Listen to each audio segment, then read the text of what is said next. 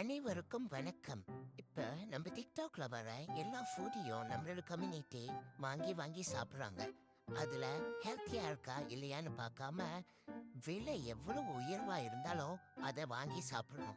ஏன்னா நம்ம தான் தியாகிகளாச்சே. எல்லா ப்ராடக்ட்க்கும் நம்ம சப்போர்ட் பண்ணுவோம்.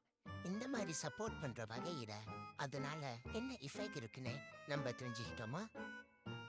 அடுத்து நம்ம என்ன பண்றோம், இந்த சாப்பாடுலாம் சாப்பிட்டு நம்ம ஸ்கின்ல ஒரு மாதிரியான சேஞ்சஸ் வருது. அதனால சுகர் அதிகமாகிறதுனால நம்ம என்ன பண்றோம், வேற ப்ராடக்ட் பார்ப்போம் அப்படின்னு சொல்லிட்டு ஸ்கின் கேர் ப்ராடக்ட் நம்ம போறோம். ஸ்கின் கேர் ப்ராடக்ட்ல தான் எவ்வளவோ இருக்க.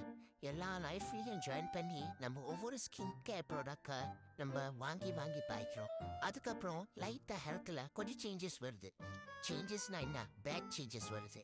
அதுக்கப்புறம் நமக்கு எவனோ செஞ்சு வச்சுட்டான்னு நினைச்சு ஸ்பிரிச்சுவல் ப்ராடக்ட் நம்ம போறோம். கொஞ்சம் கொஞ்சமா எந்த ஒரு சேஞ்சஸும் தெரியாத நடியில நம்ம ஒன்னையில உள்ள எல்லா மருந்தையும் வாங்கி சாப்பிடுறோம். அதுக்கப்புறம் நம்மள ஸ்பேர் பார்ட்டு ரொட்டிஷனே ஆனதுக்கு அப்புறம் தான் நம்ம டாக்டரை பார்க்க போறோம். அங்கதான் அவங்க என்ன சொல்றாங்கன்னா, டாக்டர் நம்மள பார்த்து அம்மா நீ மோஜியில போய் அட்மிட் பண்ணிக்க அப்படின்னு சொல்றப்ப அப்ப சிவம் பாருக்கு ஒரு சம்பவம் லைஃபா. இதுதாங்க நம்மளோட கம்யூனிட்டி.